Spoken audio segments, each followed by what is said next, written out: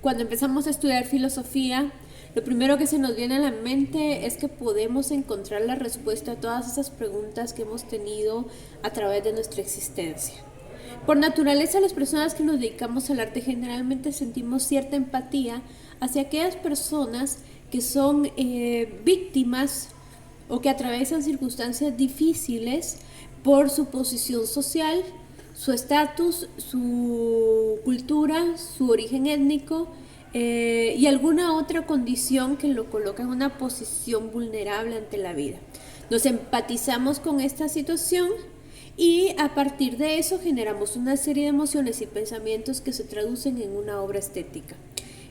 Ese mismo cuestionamiento que se traduce en obra estética se involucra profundamente con las respuestas que empezamos a buscar por diferentes lados de por qué suceden estas situaciones, de por qué yo como ser humano debo comportarme de una o de otra forma, de por qué yo no encajo en esta sociedad. Entonces, la filosofía viene a ser como una ventana a conocer las discusiones que en otras épocas ya se han dado a través de las diferentes etapas de la historia. Un poco confuso cuando nos damos cuenta de que las respuestas que vamos encontrando están fraccionadas temporalmente, fraccionadas en grupos sociales, culturas, regiones, épocas históricas, impacto político, formas de gobierno, y hay como una serie de variables que se van entrecruzando y que van de alguna forma determinando y decidiendo en una relación realmente no unilateral, sino que se da de retroalimentación y que nos permite decidir ciertos comportamientos y ciertas relaciones hacia la verdad a través de las prácticas culturales y sociales que tenemos alrededor, pues ellas nos permiten ese sentido de identidad que de alguna forma no nos hace sentirnos marginadas o aisladas de la sociedad. Al vivir ese aislamiento y esa marginalidad de los grupos sociales, es cuando empezamos a cuestionarnos si realmente hay una verdad absoluta o no la hay. ¿Cómo determinar qué puede ser una verdad universal en un curso de filosofía cuando la historia misma nos demuestra que la humanidad no ha llegado a un consenso en general? La filosofía clásica para muchos debería de seguir siendo como la fundamental, la que debe seguirse estudiando únicamente en las aulas, pero poder abarcar las diferentes etapas de la filosofía nos puede llevar incluso a abarcar diferentes etapas de la historia personal, a comprender a diferentes personas con las que interactuamos en nuestra vida cotidiana y poder encontrar una variedad de respuestas que en algún momento sí nos satisfacen y en otras no. La filosofía empieza a tomarse,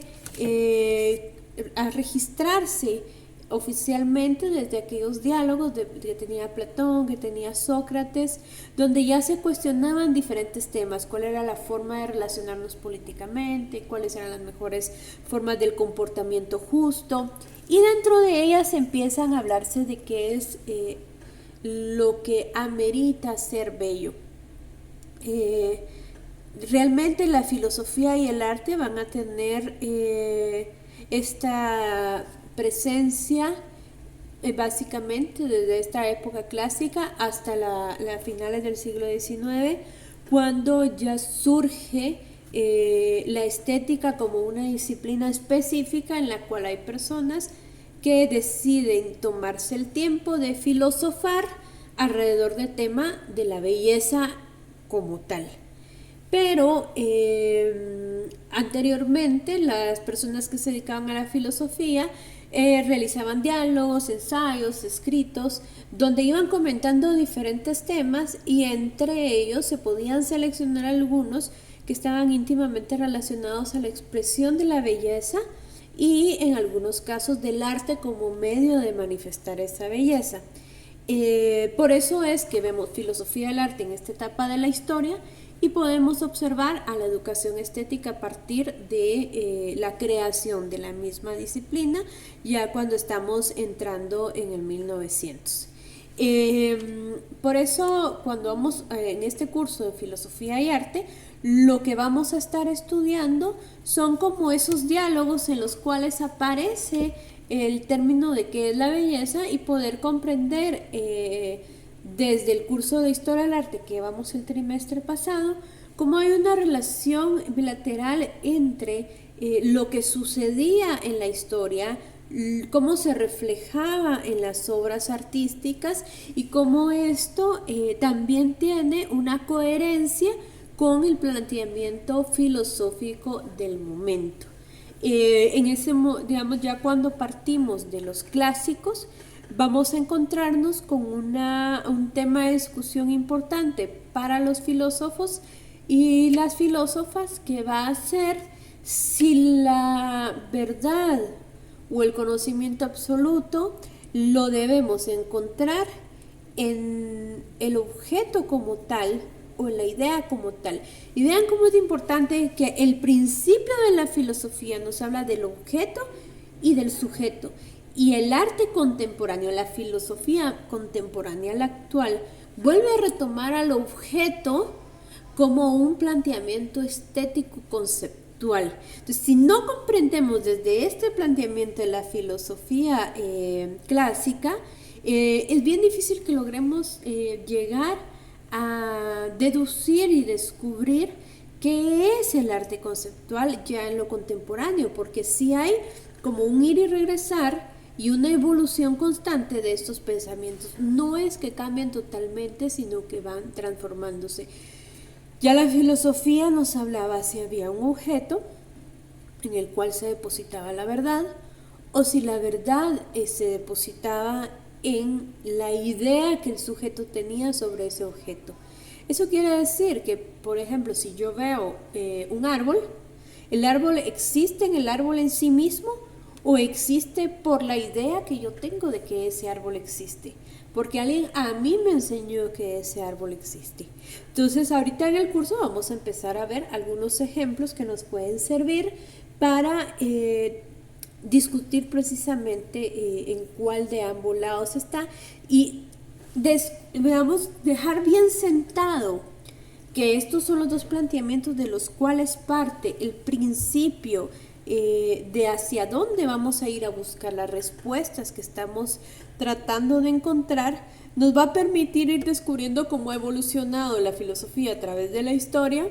en estas dos vertientes que parten de la idea o del sujeto, de la idea o de lo real, del hecho, del objeto o del sujeto. Y cuando hablamos del sujeto, no solamente estamos hablando de un sujeto como persona, sino que estamos hablando también de un sujeto como colectivo, porque hay verdades que se manejan por grupos sociales que nacen por la zona geográfica en la que conviven, por características similares como la edad, como el género, como la sexualidad, como la edad, como gustos. Ya hoy por hoy estas comunidades que se van conformando en base a los gustos, lo cual pues bueno, ya vamos a ver más adelante cómo la filosofía le hace una fuerte crítica a esto, porque ya las comunidades nacen en base a sus necesidades de consumo y no precisamente a esa relación simbólica que hay. Pero bueno, como comunidad, como un colectivo, a veces se aceptan verdades absolutas. Hay comunidades que piensan que cortarse el pelo en cuarto creciente te va a permitir que el pelo te crezca más. Y es una verdad colectiva, o sea, está impregnada dentro de un grupo social. Esta se basa en la idea o se basa en hechos. Para algunos va a ser importante ver los hechos, en qué se basa, dónde ha experimentado, qué pruebas tiene. Y para otras personas va a ser importante conocer más las teorías y las posturas y escuchar a los referentes ancestrales de nuestros pueblos de en qué se basan. Y